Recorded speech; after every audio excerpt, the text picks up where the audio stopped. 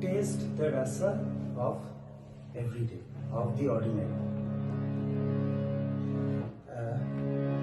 এটা হচ্ছে দাস কবিরের, সন্ত কবির তার কথা ভাষান্তরে। ভারতবর্ষকে একটা কথায় ধরতে গেলে আমার মনে হয় এই কথাটা খুব যায়, যে taste the rasa of everyday of the ordinary.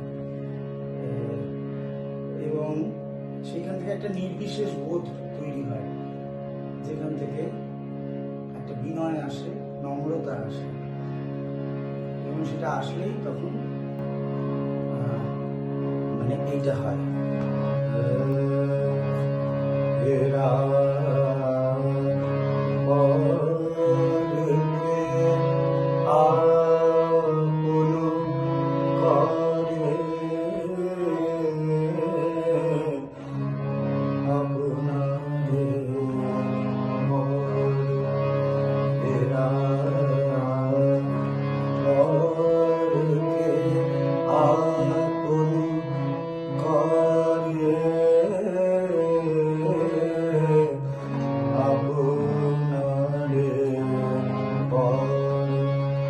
বাহিরে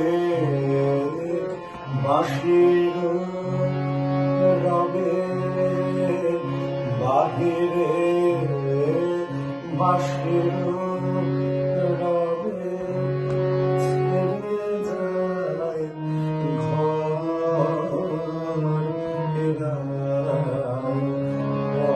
করে।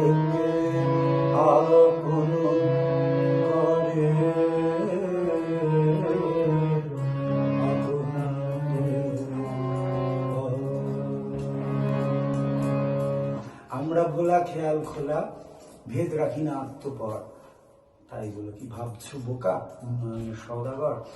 এইটা আমাদের এই সময়কার এক কবি লিখেছিলেন। তা ভারতবর্ষ এমন একটি দেশ যেখানে আত্মপর ভেদ থাকে না, থাকার কথা না, যদি ভারতবর্ষের আত্মাকে কেউ মানে বোঝার চেষ্টা করে থাকে। এবং সেইখান থেকেই একটা এই যে নির্বিশেষ বোধ, সেইখান থেকেই প্রকৃত ভারতপথী যারা দৃষ্টান্ত রেখে গেছেন,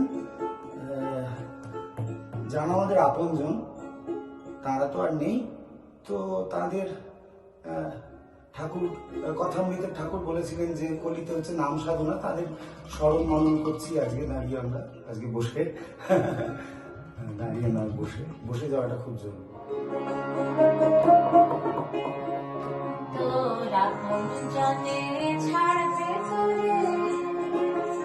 তাহলে ভাবনা করা চলবে না, তোরা কোন জনে ছাড়বে না।